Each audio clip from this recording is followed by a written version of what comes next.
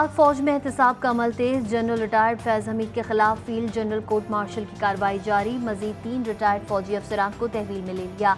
ISPR के मुताबिक तीनों रिटायर्ड फौजी अफसरान को फैज हमीद कोर्ट मार्शल के केस में तहवील में लिया गया।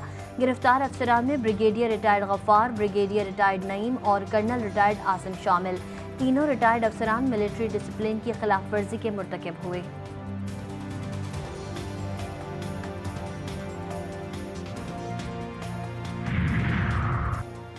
फैज हमीद की गिरफ्तारी के बाद नून लीग ने सर जोड़ लिए। नवाज शरीफ ने पार्टी रहनुमाओं को फैज हमीद केस पर बयानात देने से रोक दिया। मुस्लिम लीग नून के पार्टी इजलास में फैज हमीद की गिरफ्तारी के बाद पैदा होने वाले हालात पर बहस की गई। साबिक DG ISI की गिरफ्तारी के बाद हुकूमत और इस्टेब्लिशमेंट पर आने वाले दबाव के हवाले से भी तबादला ख्याल किया गया।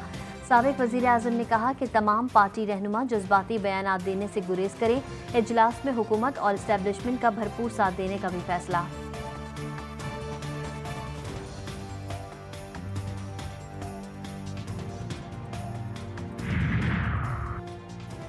बानी PTI ने फैज हमीद के एहतसाब को फौज का अंदरूनी मामला करार दे दिया। कहते हैं अगर फैज हमीद का एहतसाब हो रहा है तो फिर बाकियों का भी होना चाहिए। मजीद कहा मखसूस नशिस्तों के फैसले पर अमल ना करके ये आइन की तीसरी मरतबा खिलाफ वर्जी करेंगे। PTI को मखसूस नशिस्तें ना देने और आइन के खिलाफ वर्जी पर पार्टी को अभी से तैयार कर रहा हूँ।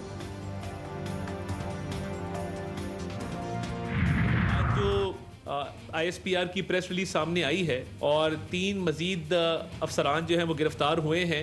उससे ये साबित होता है कि जो जनरल फैज़ हमीद को तहवील में लिया गया था, ये उनसे तहकीकात के नतीजे में इन अफसरान को जो है वो गिरफ्तार किया गया है। खुद एहतसाबी का अमल खुश आइन। वफाकी वज़ीर इत्तलात अता तारड़ कहते हैं फैज़ हमीद के साथ एक सियासी जमात के लीडर का ताल्लुक था। राबते के तहत मुल्की सालमियत पर हमले की कोशिश की जा रही है। बानी PTI कीमों पर साजिशें की जा रही हैं। ISPR की प्रेस रिलीज आई है कि 3 रिटायर्ड अफसरान को तहवील में लिया गया। फैज़ हमीद की गिरफ्तारी हुई जिसमें तहकीकात के बाद मजीद गिरफ्तारियाँ हुई।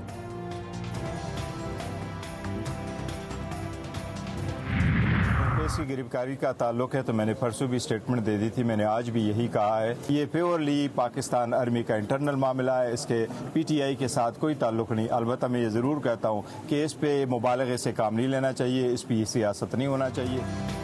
पाक आर्मी एक मजबूत इदारा है। फैज़ हमीद का मामला फौज का अंदरूनी मामला है, मफरूज़ों से काम नहीं लेना चाहिए। चेयरमैन PTI बैरिस्टर गौहर की बुनेर में मीडिया से गुफ्तगू।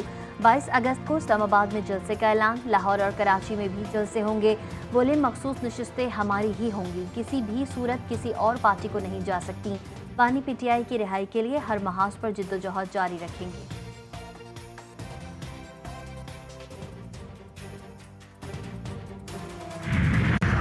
9 में जो कि इस मुल्क का एक बदतरीन दिन था, एक बदतरीन बाब था, जिसकी माजी में कभी भी मिसालें नहीं मिलती। शायद इन गिरफ्तारियों का के ताने बाने सानिया 9 मई तक भी जा रहे हों।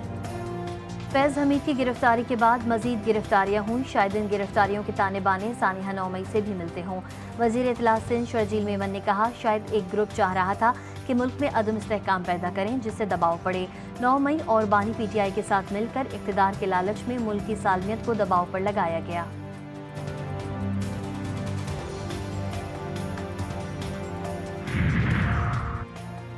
बानी PTI के लिए अडियाला जेल में सहूलतकारी। साबिक डिप्टी सुपरिटेंडेंट का पूरा नेटवर्क पकड़ा गया।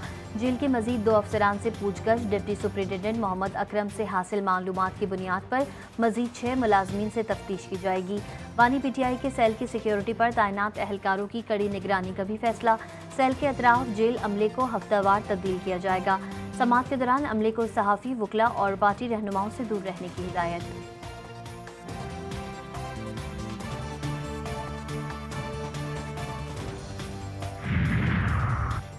कौमी हीरो अरशद नदीम की कामयाबी का एक और एतराफ़। आर्मी चीफ की जानिब से अरशद नदीम के एजाज़ में आज GHQ में तकरीब होगी।